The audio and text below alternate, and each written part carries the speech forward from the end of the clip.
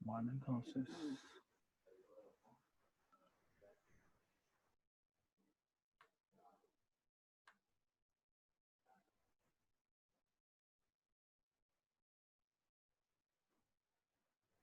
Bueno.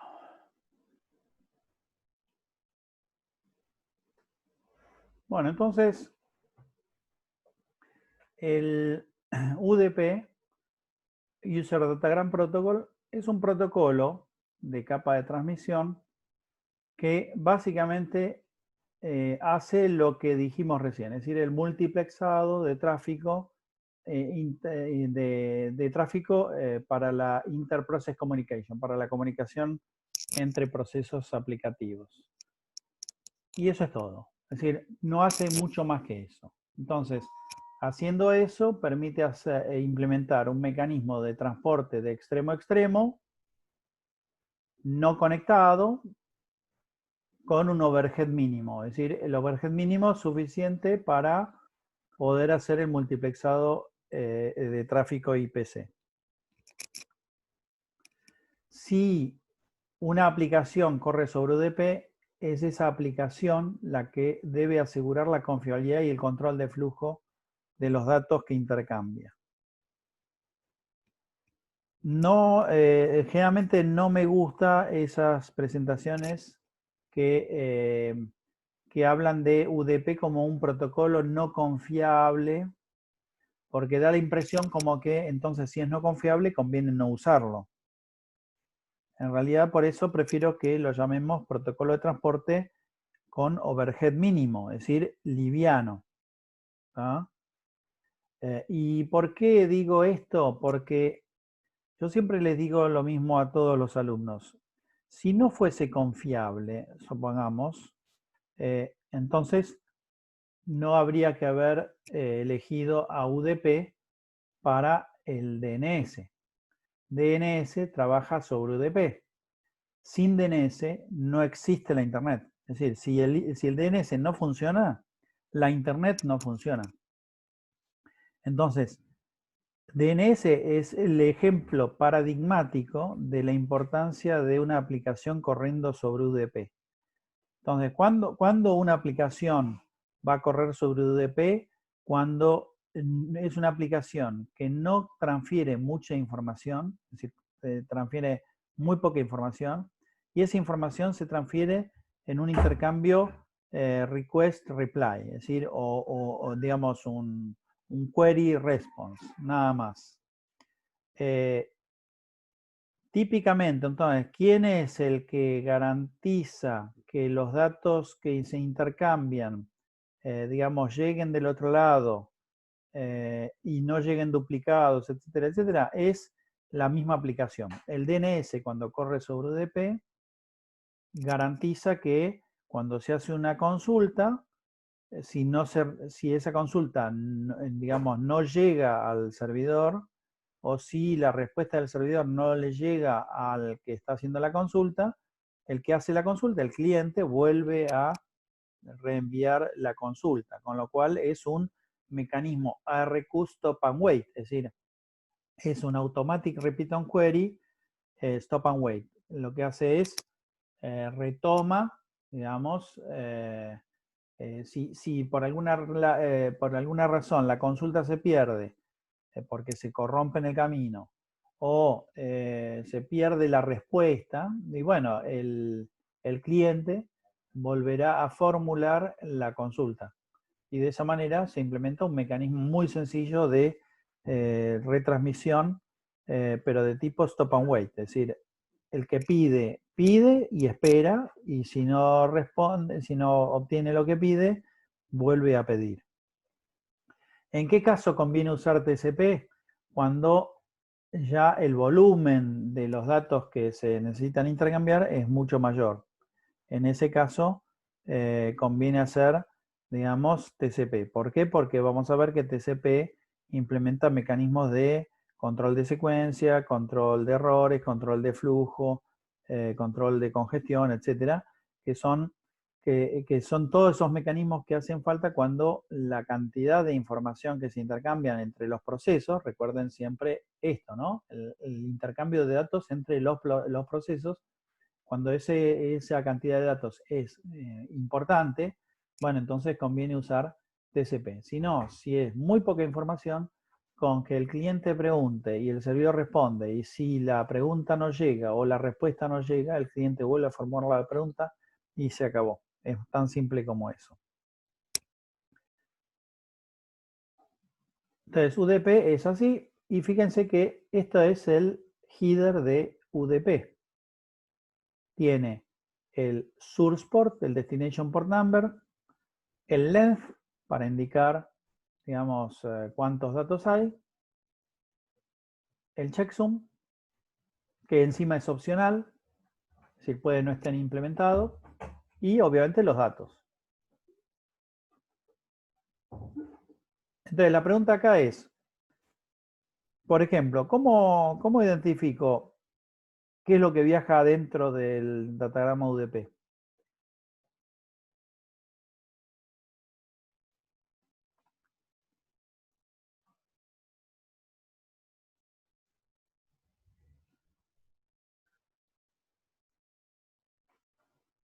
¿Se entiende la pregunta?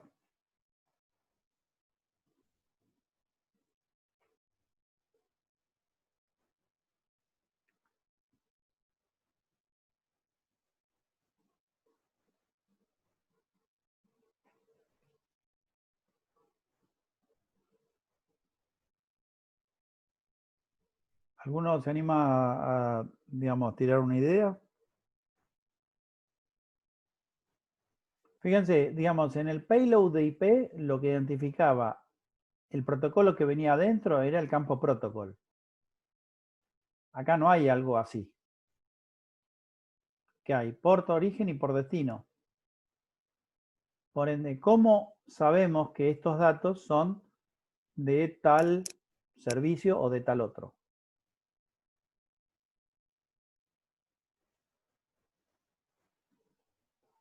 Fíjense, les doy esto de ayuda a memoria.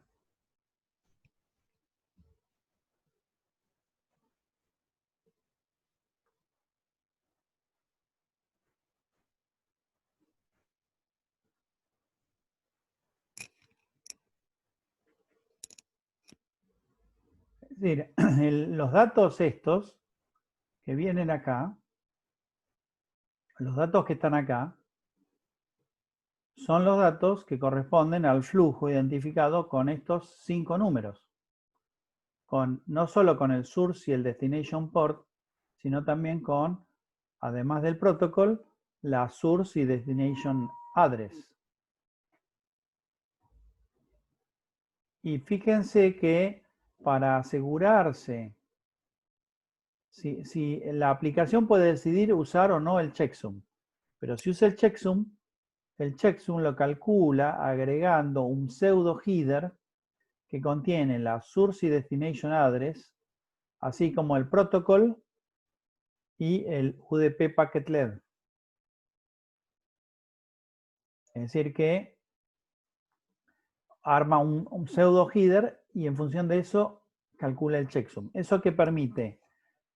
Verificar que estos datos vienen de donde tienen que venir y van dirigidos a donde tienen que ir dirigidos. Es una forma de reasegurarse de que los datos son los correctos. Pero fíjense que el checksum de UDP no incluye los datos de UDP. ¿Ah? Perdón, no sé si soy yo o está en otra página, puede ser, o capaz que es en mi máquina. ¿En qué otra página? Estoy viendo los protocolos HTTP. Sí, yo también estoy viendo lo mismo, ¿no? Transmission Layer. A ver, espera. Y Vamos a probar si voy a parar la de compartir, porque como yo paré y volví a arrancar la grabación, tal vez... vamos a ver.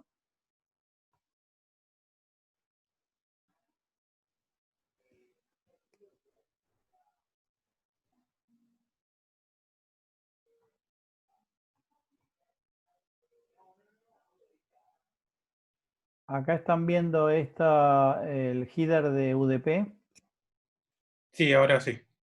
pero vamos a ir entonces, ustedes no vieron todas las anteriores, no vieron esta, ¿o sí? No, Yo por lo no, menos no. no. Si ustedes estaban viendo esta todo el tiempo, Correcto, que estaba ahí pegada. está bien. Entonces, yo les había hablado de, bueno, ahora estamos viendo User Datagram Protocol, que User Datagram Protocol es un servicio de transporte extremo a extremo, no conectado, con overhead mínimo, y que básicamente lo único que agrega a IP UDP es el multiplexado de tráfico para el Interprocess Communication. Y que si una aplicación corre sobre UDP, es esa aplicación la que tiene que ser responsable de asegurar la confiabilidad y el control de flujo de los datos. Y también lo que les decía en base a esta transparencia es que no me gusta cuando se habla de UDP como un transporte no confiable. En todo caso, prefiero decir que es un transporte con overhead mínimo. ¿Por qué? Porque no confiable da la impresión como que es un transporte que conviene no usar porque es no confiable. Y yo doy como ejemplo que justamente DNS es un protocolo que usa UDP, a pesar que es el servicio más importante de Internet. Después de IP, el servicio más importante del servicio de transporte de IP, de Internet, lo que sigue en importancia es DNS. Obviamente UDP porque DNS usa UDP, pero sin DNS la Internet no funciona. Con lo cual, si sin DNS la Internet no funciona, uno podría decir, bueno, pero ¿y cómo a los genios que crearon Internet se les ocurrió poner DNS sobre un protocolo no confiable? Porque en realidad está mal llamar a UDP un protocolo de transporte no confiable.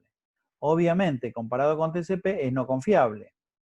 Pero es como si dijésemos, por ejemplo, supongamos, un camión de 40 toneladas puede transportar 40 toneladas. Un auto no puede transportar mucha carga. Entonces, si la definición de un auto es un vehículo que no puede transportar mucha carga, da la impresión de que lo mejor sería tener un camión de 40 toneladas. Es decir, que está mal planteado, digamos, conceptualmente. ¿Tá? Entonces, por eso me gusta que hablemos de UDP como un transporte liviano, con overhead mínimo, no un transporte no confiable. ¿Se entiende?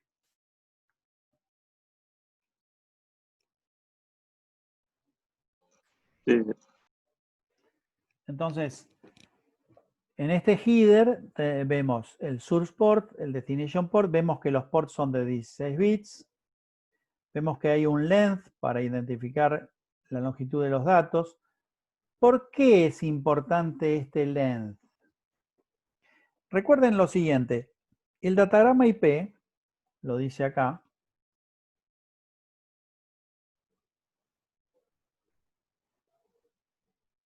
viaja encapsulado, el datagrama UDP viaja encapsulado en el datagrama IP.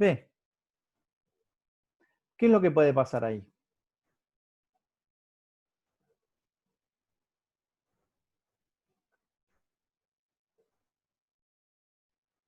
Por ejemplo, si esto es así, ¿qué tamaño puede tener un datagrama UDP? Además, creo que lo muestro en la próxima filmina, acá. El datagrama UDP se encapsula en IP. El tamaño máximo de un datagrama UDP, ¿qué puede tener? 64K. 64K, es decir, o 2 a la 16 menos el header de IP. ¿Por qué 2 a la 16? ¿Se acuerdan?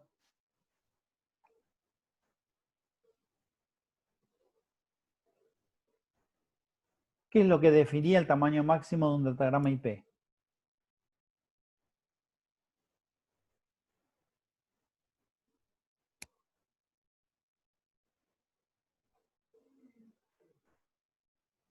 ¿Alguno?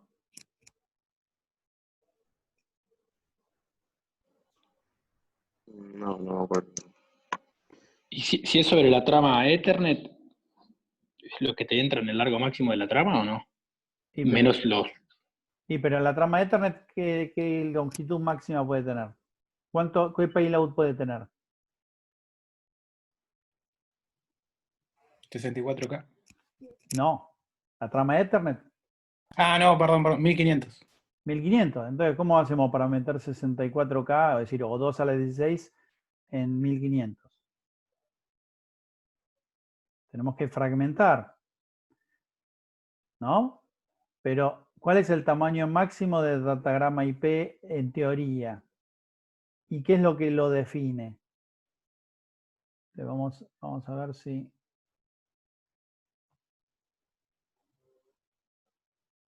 Voy a ver si tengo ahí. Recupero.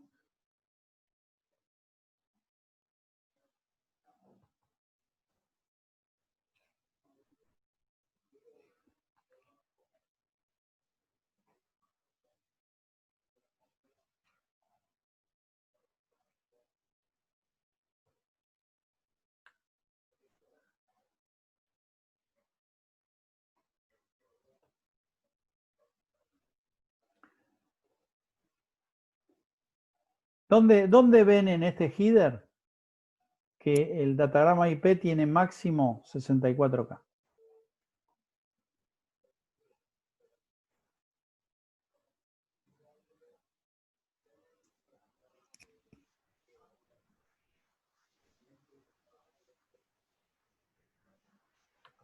En el total length. En el total length. Son 16 bits. Es decir, 2 a la 16 y está expresado en bytes. Así que 2 a la 16 bytes o 2 a la 16 octetos. ¿Está? Entonces, esto define cuál es el tamaño máximo de un datagrama IP. Si es mayor que el MTU de la interfaz, fragmenta. Pero fragmenta un datagrama IP en varios datagramas IP. Siempre son datagramas IP. Pero en todo momento, cualquier datagrama IP original o cualquier fragmento no puede superar el 2 a la 16. Y encima es el total, es decir, que hay que descontar el header. ¿Se entendió ahí? Es decir, que acá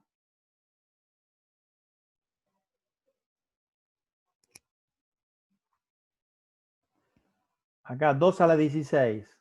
¿Es por qué? Porque el header, es decir, el datagrama IP puede tener un total de 2 a la 16 bytes, menos el header de IP, que son 20 bytes, es decir, da 65.512, si mal no recuerdo, menos 20, da 65.492, ¿no?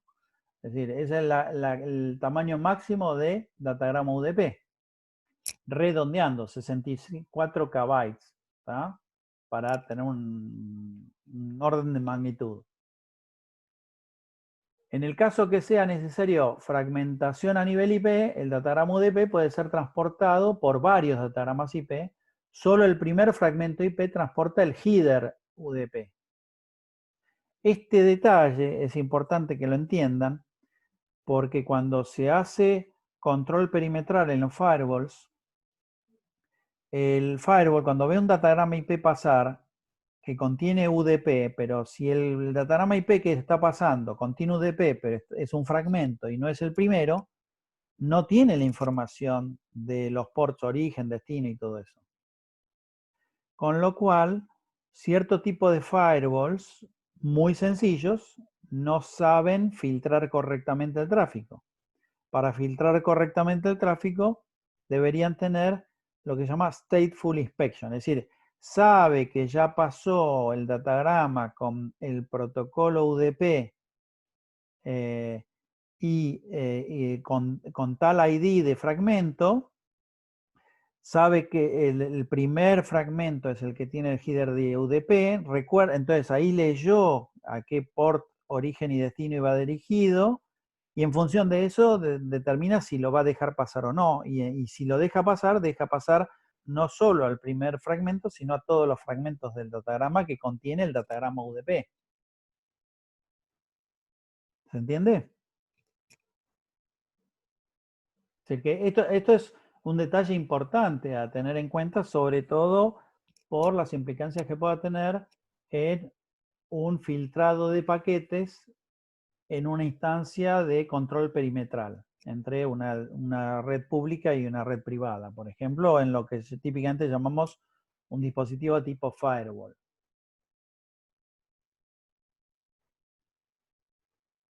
Y por otra parte, que el checksum, si se decide, ¿quién decide usar o no el checksum? La aplicación.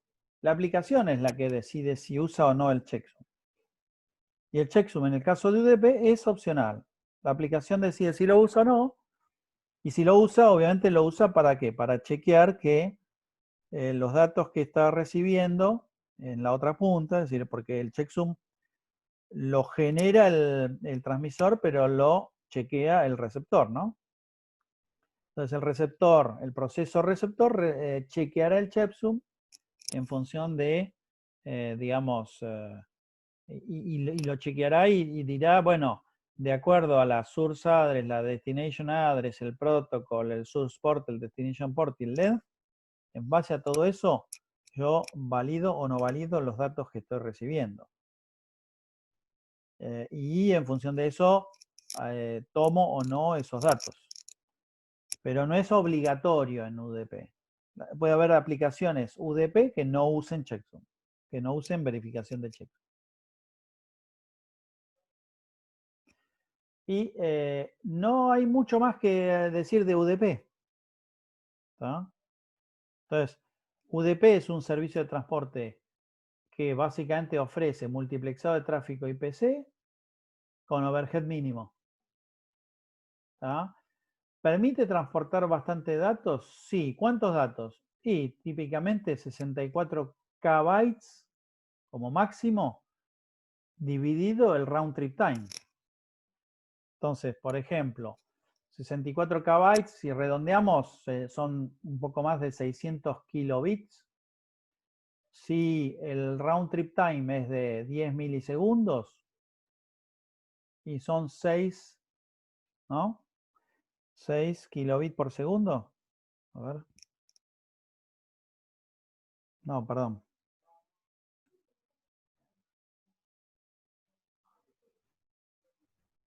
Es decir, tenemos 664.000, redondeando, ¿no? Para no estar con 65.000 algo. 64.000 por 8 da 512.000 bits,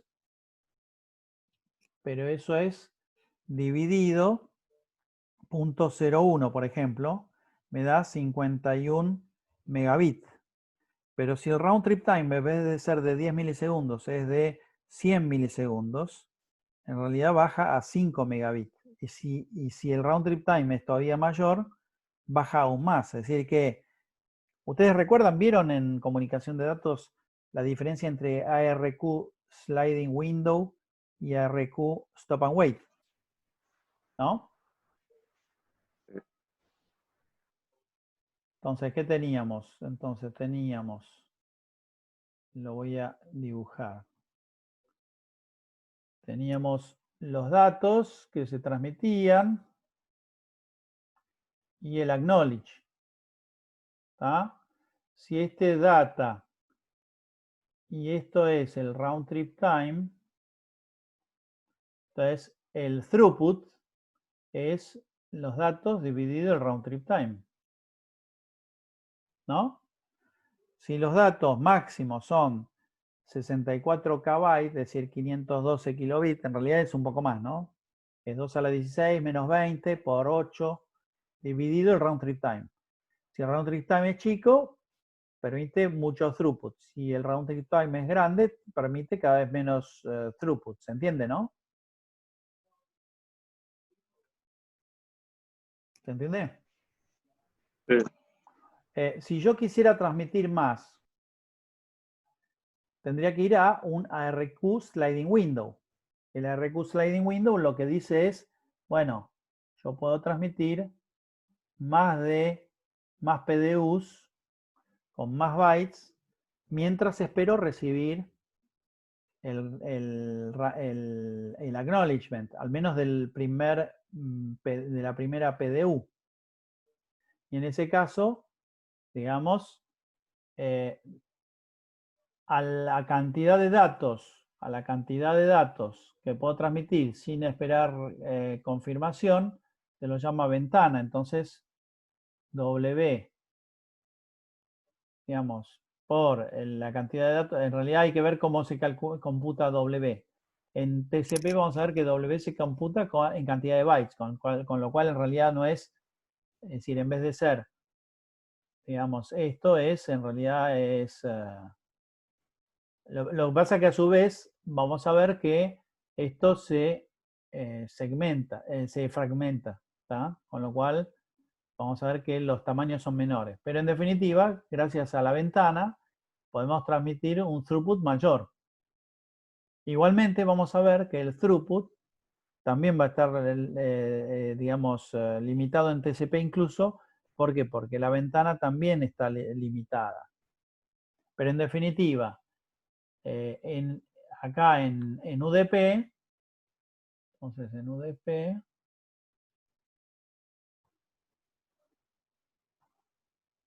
no tenemos esto, ¿no? Si no hay ventana deslizante. Entonces,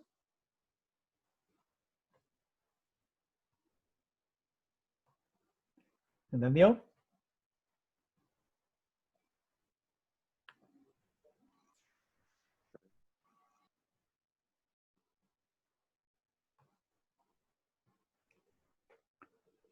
¿Y cuáles son los servicios que corren sobre UDP importantes? Por ejemplo, el DNS corre sobre UDP, pero hay otros servicios que corren sobre UDP. Bueno, el SNMP es importante también y corre sobre UDP, pero hay otros, por ejemplo, el TFTP es un servicio de transferencia de archivos, de File Transfer Protocol, pero muy trivial se llama y corre sobre UDP. Y hay otros servicios sobre UDP. Bueno, los accesos a base de datos generalmente son protocolos montados sobre UDP, porque generalmente es un query y un response, con lo cual la ventaja del UDP es que justamente es con overhead mínimo, por ende, digamos, tiene buena velocidad, digamos. No tiene todo el overhead y el overload del TCP.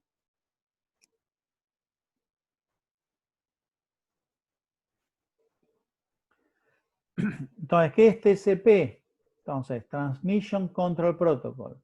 Entonces, TCP es también un servicio de transporte de extremo a extremo, pero ofrece transmisión confiable. Es decir, que la capa aplicativa le delega a TCP todo el trabajo de asegurar que los datos lleguen, que no se dupliquen, ni que se desordenen. ¿Sí? Transmisión confiable. Y es orientado a la conexión, connection oriented. ¿tá? Y es orientado a byte stream, es decir, orientado a flujo de bytes. No es orientado a mensajes. Esto es también importante. Entonces, lo de Connection Oriented después vamos a volver sobre eso, pero para entender bien por qué es Connection Oriented, primero entendamos bien por qué, para que sea confiable, necesitamos hacer ciertas cosas. Entonces, el multiplexado de tráfico para el Interprocess Communication se hace con los port numbers como se hace en el caso de UDP. Es decir que TCP, al igual que UDP, tiene multiplexado con digamos, el uso de los port numbers source y destination. Pero agrega otras funcionalidades. ¿Cuáles son? Segmentación, control de secuencia, control de errores, control de flujo y control de congestión. Esto es algo que vamos a ir viendo entre la clase de hoy y la clase siguiente. Entonces, lo del multiplexado ya lo vimos. Es decir, lo del multiplexado es lo mismo que se aplica para UDP. ¿Tá? Entonces, el multiplexado de tráfico se basa en multiplexar el flujo de los datos en función de 5 parámetros. El destination port, el destination address, el protocol number, el source port y el source address. Esos 5 parámetros. ¿Qué es el segmentation? ¿Qué es la segmentación? Entonces, TCP es Byte Stream Oriented. Es como si uno dijese, yo tengo un tubo por el cual transmito y recibo bytes. Es full duplex. Es decir que, no sé si lo puse por acá, pero lo podría poner. Pero en definitiva es full duplex. Es decir que simultáneamente se puede estar transmitiendo datos y recibiendo datos. Pero los flujos esos son independientes. ¿Tá? El flujo de transmisión de datos, el byte stream en un sentido, es independiente del byte stream en el otro. Por ejemplo, puede haber una conexión TCP que tenga mucho flujo de bytes hacia un lado y mucho menos bytes hacia el otro. Eso incluso puede hacer que tenga problemas de flujo, es decir, por ejemplo, el receptor. Entonces, si hay 2 flujos es porque en cada punta hay un transmisor y un receptor. El transmisor de una punta le envía datos al receptor de la otra y viceversa. Entonces, hablamos de control de flujo cuando lo que queremos es evitar que el receptor se vea desbordado. Entonces, hay 2 receptores, uno en cada punta, porque hay 2 flujos que son ortogonales, es decir, son independientes. El estado de esos flujos es independiente uno del otro, porque el proceso que consume los datos en una punta no tiene nada que ver con el proceso que consume los datos en la otra punta. Por otra parte, el data stream es enviado en segmentos. ¿Por qué? Porque la red IP no es una red stream oriented, es una red packet oriented o message oriented. ¿Tá? Entonces, si yo tengo que enviar los datos en paquetes de longitud variable y acotada, tengo que agrupar los bytes del byte stream en lo que llamamos segmentos de longitud variable y acotada. Y esos segmentos los vamos a encapsular en TCP, en IP, perdón. ¿Tá? Si el segmento TCP va a ir encapsulado en IP. ¿Cuál es el tamaño máximo de un segmento TCP? Lo mismo que habíamos dicho para UDP, es decir, 64K. ¿Tá? Porque la limitación de los datos que podemos encapsular en IP es la misma independientemente del protocolo que viaje dentro de IP. En el caso que sea necesario hacer fragmentación a nivel IP, el segmento TCP puede ser transportado por varios datagramas IP. Solo el primer fragmento IP transporta el header TCP. Es decir, la misma observación que hicimos para UDP. Es decir, cuando yo pongo un segmento, cuando el TCP le pide a IP transportar un segmento de datos, IP lo va a fragmentar. Y solo en el primer fragmento de IP aparecerá el header de TCP. Estos son detalles que es importante que ustedes vayan incorporando y terminando de digerir.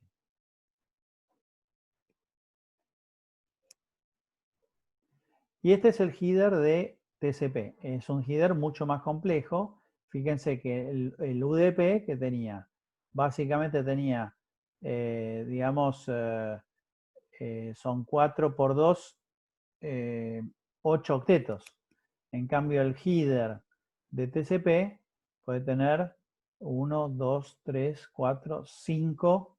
Supongamos que no tiene opciones. 5 por 4, 20 octetos. Entonces, un header de TCP puede tener 20 octetos más el header de IP, son otros 20 octetos más, son 40 octetos. Es decir que, fíjense, el overhead que tiene TCP.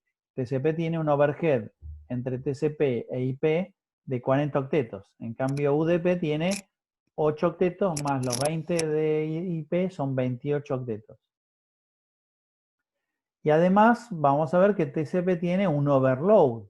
¿Por qué? Porque es un protocolo orientado a conexión, tiene un montón de procesos o procedimientos de control, con intercambios de mensajes de control, con lo cual todo eso le agrega una sobrecarga a TCP comparado con UDP. Por eso decimos que UDP es más liviano, tiene mucho menos overhead y mucho menos overload que TCP.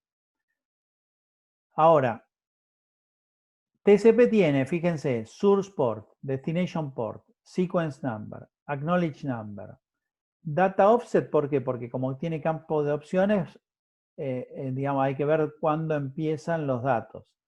El data offset es parecido a lo del header length, ¿se acuerdan? En Internet, en IP. Es decir, esto está expresado en 4 bits que dicen cuántas palabras de 32 bits tiene el header y por ende dónde empiezan los datos. Tiene unos bits que no se usan, tiene otros bits que se usan para el Explicit Congestion Notification, pero también se usa muy poco o no se usa, prácticamente no se usa, porque la congestión se detecta en forma implícita, no explícita de parte de la red. Y control bits. Acá hay unos control bits que vamos a ver que son el ACK, el FIN y otros. Y el URGE y el reset. Hay otros bits que se pueden usar acá dentro de estos flags. Fíjense que son 1, 2, 3, 4, 5, 6 flags posibles.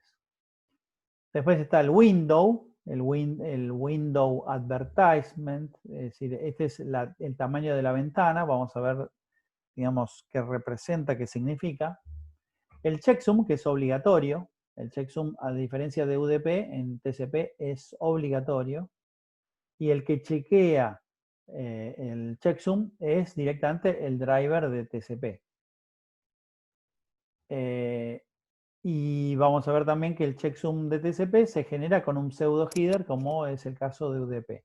Pero la diferencia con UDP es que en el caso de TCP el checksum es obligatorio.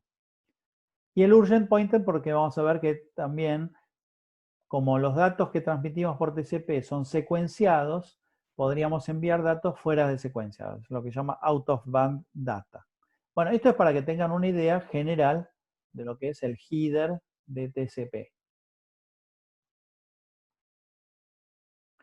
Y acá empezamos a ver algunos detalles del header y nomenclatura para poder entender, porque si yo más adelante les digo, porque el SN, sepan que SN es el sequence number, o si le digo el AN es el acknowledge number, o si le digo el W a secas es el advertise window, o si le digo ACK es el acknowledge flag o acknowledge bit.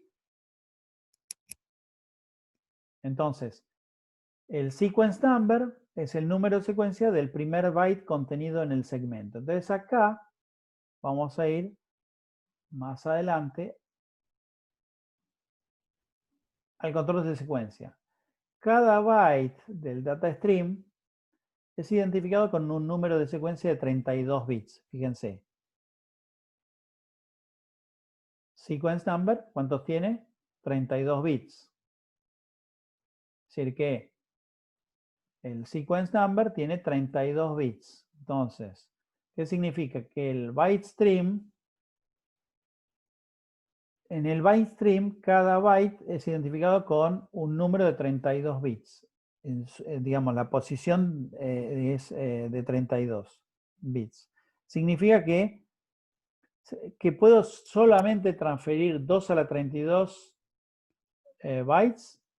No, significa que puedo transmitir mucho más que 2 a la 32 bytes, que es igual un montón, pero digamos, para identificar su posición uso un contador digamos, rotativo. ¿Por qué? Porque cuando llegue al 0, cuando llegue al 2 a la 32 menos 1, la próxima posición va a ser la posición 0. Y por ende es un contador rotativo.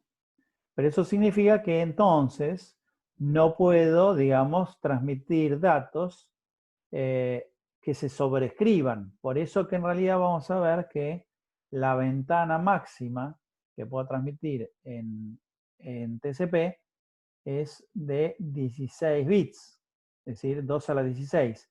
Y como uso un ARQ Sliding Window, puede ir corriendo a la ventana, pero digamos, a medida que voy corriendo a la ventana, las posiciones de bytes que ya fueron confirmadas pueden ser vueltas a utilizar con este sequence number.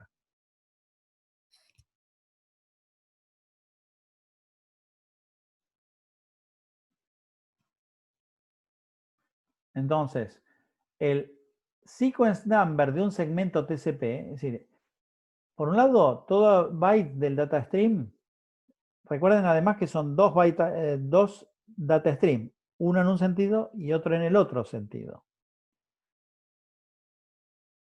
Entonces, el sequence number,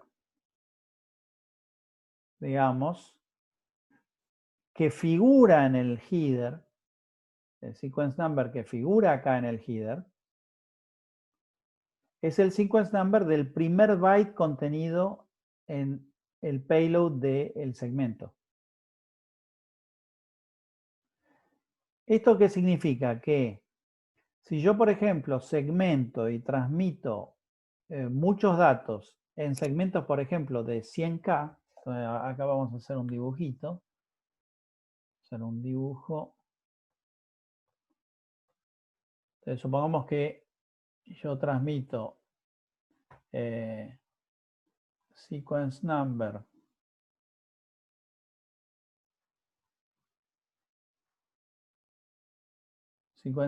X y voy a transmitir 1000 bytes. El próximo sequence number será igual a X más 1000. Es decir que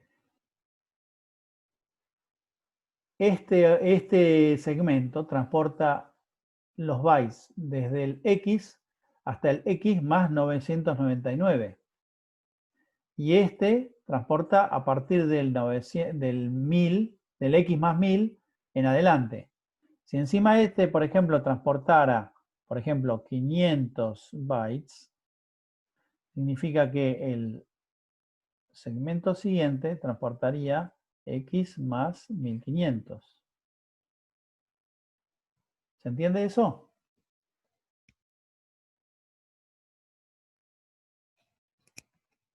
Esto difiere de lo que hace, por ejemplo, X25 o la B. En X25 o la B, los números de secuencia identifican cada paquete. Acá el número de secuencia no identifica realmente cada segmento, sino identifica el primer byte.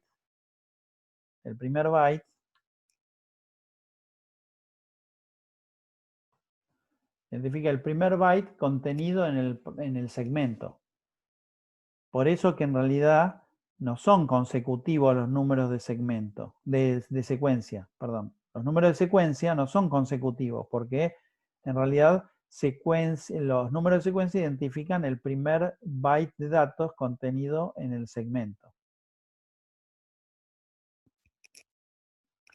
Y en función del sequence number de cada segmento recibido, el receptor guarda los datos en una posición del buffer de recepción, reconstruyendo así la secuencia correcta del byte stream y también puede detectar y eliminar la duplicación de datos. Es decir, que si por alguna razón, al pasar por la red, supongamos que va por distintos caminos, esto llega después que esto, bueno, cuando recibe esto, pone los primeros 1000 bytes al principio, a partir de la posición X. cuando recibe este, pone los bytes estos a partir de la posición 1500. Y cuando recibe este, recién ahí completa la secuencia y la pone entre los datos de este datagrama y de este datagrama. ¿Se entiende cómo hace el control de secuencia?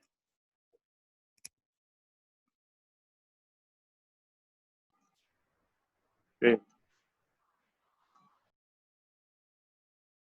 Así que esto es control de secuencia. Es decir, lo primero que vemos entonces es la funcionalidad de segmentación. Funcionalidad de segmentación. Y la funcionalidad de control de secuencia. Entonces, ¿cómo se hace? Se divide el byte stream en segmentos. A cada segmento se le pone un número, pero ese número identifica la posición del primer byte, digamos, del contenido en el segmento. Y en el destino se reordena en función de el número de secuencia. ¿Ah? Y si por alguna razón se llegan fuera de secuencia los datos, se los resecuencia porque en función de este número se los ubica en memoria. Y si se duplican, el receptor sabe que todos los datos que quedan duplicados los descarta.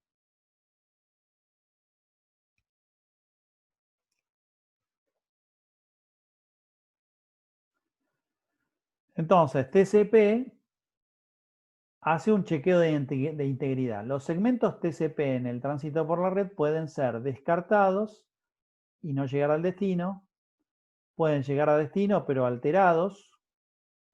Pueden llegar a destino pero duplicados. Pueden llegar a destino pero fuera de secuencia. ¿Ah?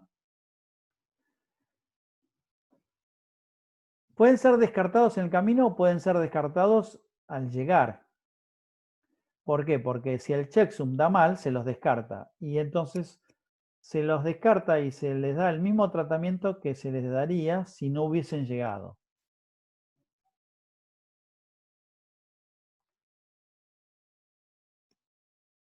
Así que esto es chequeo de integridad. Control de secuencia ya lo estuvimos viendo. Y ahora vamos, a ver, lo tengo. Transmisión de datos. Me parece que se me perdió un dato. Sí, en la transparencia se me perdió un dato. Entonces lo que vamos a ver es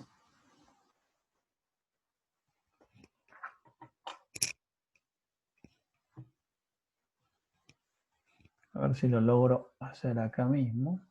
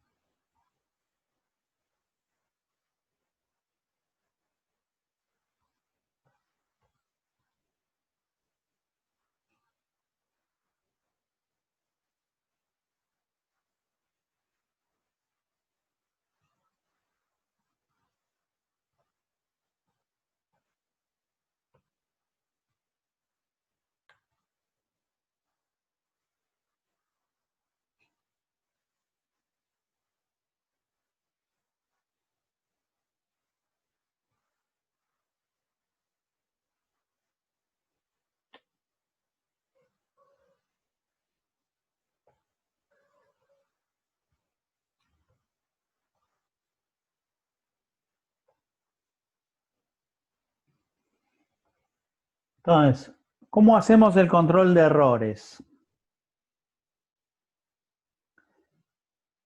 Primero que es full duplex, es decir, que esto que estoy graficando acá es en un sentido, en el otro está exactamente lo mismo, pero son dos flujos independientes. Entonces, en un sentido tenemos un sequence number. ¿Tá? Por ejemplo, el sequence number, un X número. que transporta X cantidad de bytes, el segmento. En el otro sentido, se transmite el acknowledge. Fíjense que el acknowledge está diciendo que se recibieron correctamente esta cantidad de datos a partir de X. Entonces, acá empezamos a entender cómo es el control de errores. El control de errores se basa en el uso del sequence number y del acknowledge y el acknowledge number. ¿Qué es el acknowledge number? Es el número de secuencia del próximo byte que se espera recibir. Entonces, esto lo envía el transmisor. La diferencia entre estos colores acá es porque esto lo envía el transmisor y esto lo envía el receptor. Pero cuando empecemos a ver las interacciones, yo lo pongo en el mismo color del flujo. Entonces, acá, este sequence number es el de los datos que van para allá. Este acknowledge number está confirmando la recepción de los datos que van para allá. Este sequence number es el número de secuencia de los datos que van en el otro sentido. Y este acknowledge number es la confirmación de los datos que se recibieron en este sentido. Es decir, que lo que está en rojo son los datos que van de host 1 a host 2, lo que está en azul son los datos que van de host 2 a host 1. De esa manera estamos viendo que es full duplex y esto que vemos acá es lo que se llama, por ejemplo, piggybacking. Es decir, que la confirmación de datos en un sentido viaja a caballo de los datos en el otro sentido. Es decir, en TCP hay distintos tipos de parámetros de control, por ejemplo, para identificar los datos, pero no hay distintos tipos de paquetes o de PDUs. Es decir, todo es una única PDU y se diferencia por los parámetros que transporta. Entonces, los parámetros que transporta son los que están indicados acá. Pero, ¿qué pasa? El sequence number lo establece la entidad transmisora. El acknowledge number lo establece la entidad de receptora. Es decir, cuando una entidad TCP envía un segmento TCP, el sequence number lo establece el rol transmisor de la entidad TCP. El acknowledge number lo establece el rol receptor de la entidad TCP. Y el window, por ejemplo, lo establece el rol receptor de la entidad TCP. Y vamos a ver los control bits. El sin y el fin lo establece el rol transmisor y el ACK lo establece el rol receptor. Entonces, lo que tenemos que tener claro es que en TCP el flujo es full duplex. Hay dos flujos. Hay un flujo de host 1 a host 2 y un flujo de host 2 a host 1. En host 1 hay un transmisor que le envía datos al receptor en host 2. En host 2 hay un transmisor que le envía datos al receptor en host 1. El transmisor de host 1 establece el valor del sequence number. El receptor de host 1 establece el valor de ACK y de acknowledge number. El transmisor de host 2 establece el valor del sequence number. El receptor de host 2 establece el valor del ACK y del acknowledge number. Es como si fuesen entidades protocolares diferentes, porque en definitiva, digamos, son lo que en autómata finito llamamos subestados. Vamos a ver sobre el final, digamos, no hoy, pero la clase que viene vamos a ver justamente que el TCP evoluciona en distintos estados. Es una máquina de estados. Son dos entidades que intercambian mensajes protocolares pero son máquinas protocolares que son autómatas finitos y por ende están orientados a la conexión. ¿Tá? Y el intercambio de mensajes entre estas entidades determina el estado en el cual se encuentran. Entonces, típicamente lo típico es established, que es cuando intercambiamos datos, pero hay estados intermediarios entre que establecemos la conexión y entre que, digamos, cerramos la conexión o la desestablecemos. ¿Tá?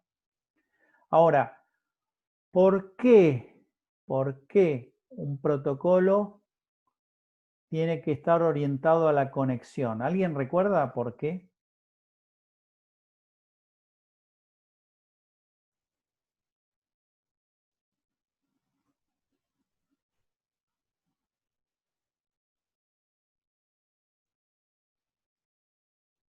¿Por qué un protocolo? ¿Por qué hay protocolos orientados a la conexión y protocolos no conectados? ¿Lo habíamos visto o no? Sí, sí, sé que lo vimos. ¿Y alguno recuerda el concepto?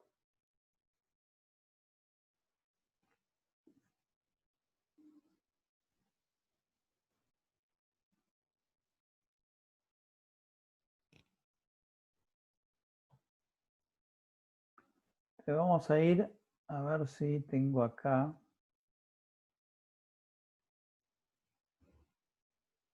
Ah, lo que habíamos visto con los orientados a la conexión era el ejemplo con una cuenta de banco que tenías que Exacto. primero abrir la cuenta, brindarle tus datos a la entidad.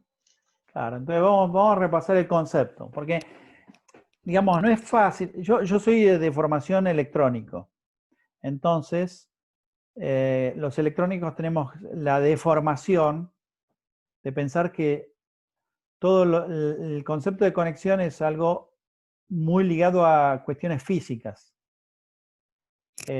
cuando en realidad en este caso la conexión es una conexión lógica. Entonces vamos a ver si recordamos. En esta clase lo que quisiera explicar con más detalle es el tema de los intercambios protocolares, de los mensajes protocolares. Como dije en otra clase, los protocolos son los estándares que definen el formato y los procedimientos de intercambio de los mensajes protocolares intercambiados entre sistemas paralelos débilmente acoplados. Entonces, que es justamente de qué se trata: comunicación de datos y redes de computadoras. Entonces, estos intercambios de mensajes, típicamente, entonces, tenemos un mensaje, por ejemplo, un mensaje en un sistema, y lo que vamos a hacer es ese mensaje lo vamos a intercambiar ya sea entre sistemas extremos a través de sistemas intermediarios o entre sistemas intermediarios o cualquier combinación de ellos, dependiendo de la capa de que se trate y del protocolo en particular. En estos intercambios, donde entonces, como decía, una entidad toma un mensaje, lo envía a la otra, y la otra, cuando recibe ese mensaje, toma algún tipo de acción donde ejecuta algún procedimiento, y ese procedimiento implica tal vez contestar con algún otro mensaje. Ahora, hay protocolos que intercambian mensajes en una modalidad que llamamos connectionless, sin conexión, y hay otros protocolos que lo hacen en una modalidad llamada connection oriented, es decir, orientado a la conexión. Entonces, lo que me interesa hoy es que veamos bien esa diferencia y por qué un protocolo debe estar orientado a la conexión. Ahora, ¿de qué tipo de conexión estamos hablando en los protocolos? Estamos hablando de conexiones lógicas o conexiones virtuales, que son conceptualmente diferentes a las conexiones físicas. Tal vez una conexión física es más fácil de entender, lo vemos en todo tipo de conectores, donde generalmente hay algún tipo de, digamos, conexión claramente visible. Por ejemplo, cuando insertamos el conector RJ45 en una boca de red. Sin embargo, esa experiencia no la vemos asociada a los protocolos orientados a la conexión y a las conexiones lógicas. Entonces, para tratar de entender un poco qué es una conexión lógica, me voy a remitir a algunos ejemplos de la vida diaria. Entonces, en el caso de los protocolos no conectados, típicamente se envía un mensaje y la entidad par contesta con otro mensaje, y esto siempre se realizará de la misma manera, sin tener en cuenta ningún intercambio previo. Entonces, para entender esta no conexión, podemos entenderla como en el caso, por ejemplo, de la interacción de cualquiera de nosotros yendo a comprar una gaseosa a un bar. Entonces uno entra al bar y le pide en el mostrador al mozo que le entregue una gaseosa. El mozo se la entrega y a lo sumo después está la transacción para pagar. Y punto. En ningún momento el mozo necesita que uno sea cliente habitual o que esté previamente registrado, etc. Pero vamos a ver justamente el otro caso. Entonces, en los protocolos orientados a la conexión, estamos hablando de una conexión lógica. Entonces, para entender un poco más qué es una conexión lógica, yo antes di el ejemplo de la interacción entre cualquiera de nosotros como cliente de un bar, que vamos y pedimos una gaseosa o un café o cualquier, digamos, mercadería que podamos obtener en ese tipo de comercios. Si nosotros de la misma manera vamos a un banco y queremos extraer dinero, típicamente el cajero nos va a preguntar en qué cuenta debita esa suma. Ese número de cuenta remite a una conexión lógica entre el banco y el cliente del banco. Es decir, ¿por qué? Porque el banco no puede entregar dinero a un desconocido. Tiene que haber una relación previa entre el banco y esa persona, y ese cliente. Esa conexión lógica es la que permite saber que esa transacción se enmarca en un estado de interacción que depende hoy de lo que pasó ayer y días pasados. Entonces, en el caso de los protocolos orientados a la conexión, generalmente si se envía un mensaje, la entidad que recibe el mensaje contestará con un mensaje que dependerá de la interacción de mensajes pasados, anteriores. Entonces, eso es un protocolo orientado a la conexión. ¿En qué casos un protocolo orientado a la conexión, un protocolo requiere estar orientado a la conexión? Y, por ejemplo, cuando se hace control de secuencia. Cuando se hace un control de secuencia, el mensaje recibido tiene que estar en secuencia, y para eso depende de cuáles son los números de mensaje precedentes. Y en función de eso se enviará una u otra respuesta. Ahora, en todo protocolo orientado a la conexión, las entidades tienen que partir de un estado conocido. Ese estado está dado por un conjunto de variables de estado que hacen que esas entidades funcionen como autómatas finitos. Por ende, esos autómatas finitos, cuyo estado está determinado por un cierto conjunto de variables, deben partir de un estado conocido una de la otra, y eso es lo que llamamos el procedimiento de conexión, es decir, de establecimiento de la conexión lógica. En ese procedimiento se setean las variables de cada una de las entidades pares a un valor conocido de una por la otra. Y a partir de ahí se empieza a intercambiar los mensajes y se va evolucionando, digamos, de un estado a otro, donde, por ejemplo, las variables van evolucionando en función, por ejemplo, del número de secuencia del mensaje recibido o del número de secuencia del próximo mensaje a enviar.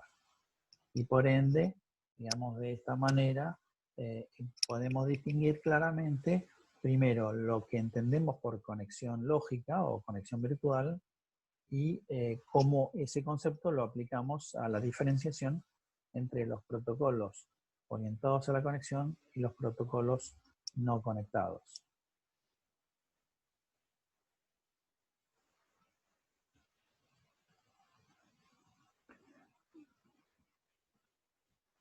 Bueno, ¿les sirvió? Sí, perfecto.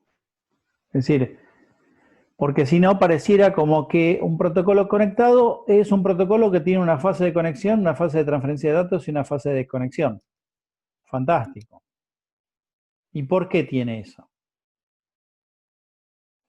Es decir, está claro que para hacer un seguimiento de número de secuencia, es decir, digamos, cuando esta entidad recibe esto, digamos, cuando esta entidad recibe este mensaje, sabe que este es el mensaje que esperaba recibir y en función de eso envía la confirmación, porque si no, no enviaría esta confirmación. Por ejemplo, si no recibió, si el próximo número de secuencia es menor al número de secuencia que está recibiendo, es porque le está faltando algún dato en el medio. Y hasta que no recibe ese dato no va a mandar la confirmación, no va a mandar el acknowledgement. Es decir, y todo esto, esa información vive en un conjunto de variables. Y ese conjunto de variables define el estado de la máquina de estado. Y las máquinas de estado, o máquinas protocolares, se las llama también, tienen que partir de un estado conocido. Y para eso justamente están los establecimientos de conexión o, por ejemplo, los resincronismos o reseteos de la conexión. Y por eso estamos hablando de el intercambio de estos mensajes con el bit de syn, que viene de synchronize, porque estamos sincronizando las máquinas de estado, las variables de estado de las máquinas de estado.